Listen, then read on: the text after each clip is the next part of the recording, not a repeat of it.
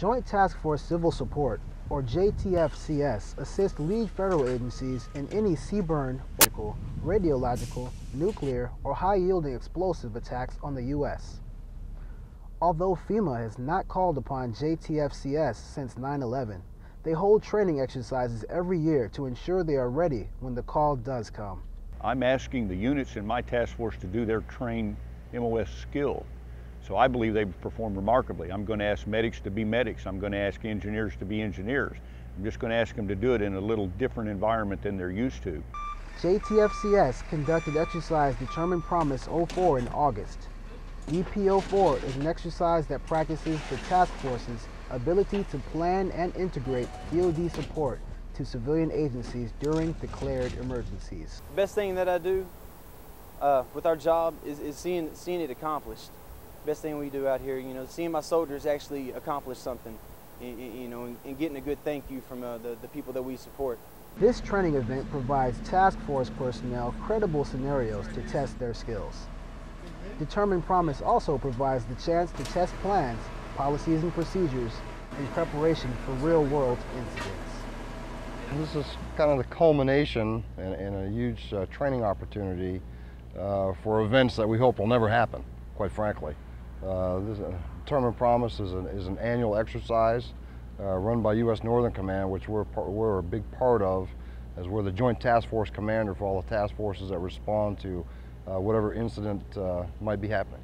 Each training exercise tests JTFCS's ability to respond to any call for assistance from local governments through the chain of command. As soon as it became obvious that the state was going to ask for federal assistance, I'd start asking NORTHCOM for the authority to start moving troops and being ready to respond as soon as we had the authorization from the President and from Secretary of Defense. That's exactly what we did in this exercise.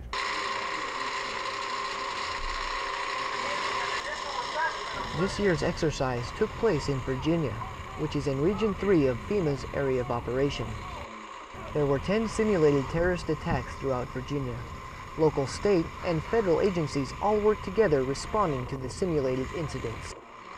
One, I think exercises like this clearly prepare us and give us an opportunity to go ahead and test, evaluate, find those shortcomings and correct them through the AAR process, which is the after action review process. JTFCS holds training exercises biannually. Close to 20 units augment JTFCS headquarters. The task force is made up of units throughout the armed services. We're running an exercise here with NORTHCOM, with FORCECOM and 1st Army. Involves a quick reaction force, where a quick reaction force has been requested by NORTHCOM. In this mission, I'm the defense liaison officer who will command and control the quick reaction force from their arrival point here at Richmond until they get to the installation at Fort Lee. These units are temporarily attached to JTFCS to give it better operational capability. This is the first time for many of the attached units to work with JTFCS.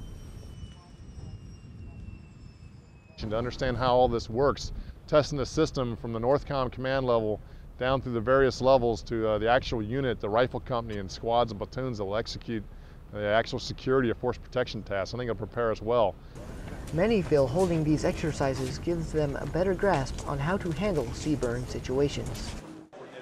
Major General Jerry W. Grizzle, the commander of JTFCS, has been conducting the training exercises since May 2000.